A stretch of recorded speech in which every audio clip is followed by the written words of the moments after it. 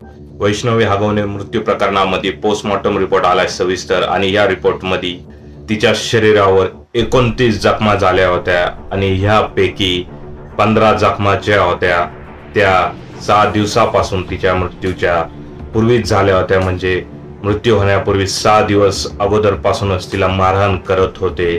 क्रूरतेची पूर्ण परिसीमा ओलांडली आहे हगवणे कुटुंबाने.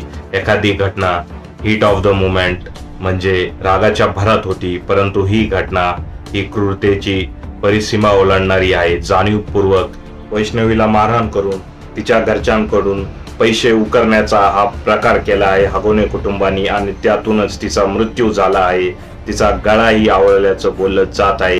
प्लॅस्टिकच्या पाईपने तिला मारहाण केली आहे सतत मृत्यू होण्यापूर्वी 6 दिवसापासून आणि त्यामुळेच तिच्या शरीरावर सगळीकडे जखमा आहेत आणि ह्या जखमा खूपच भयानक आहेत. पोलिसांनी प्लास्टिकचा पाईपही जप्त केलाय. त्याचबरोबर ह्या घरामध्ये जेवढे सीसीटीव्ही कॅमेरे होते तेही जप्त केले आहे. फॉर्च्युनर गाडी पण जप्त केली आहे.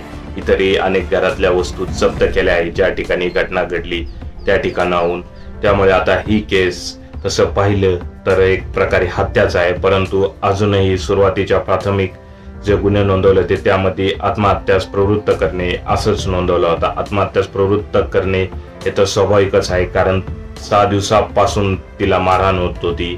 एवढं तिने मार सहन केला असेल, त्यामुळे कदाचित तिने आत्महत्या केली आहे की नाही हे सांगू शकत नाही, परंतु या मारहाणीमुळेच तिची हत्या झाली हे स्पष्ट आहे.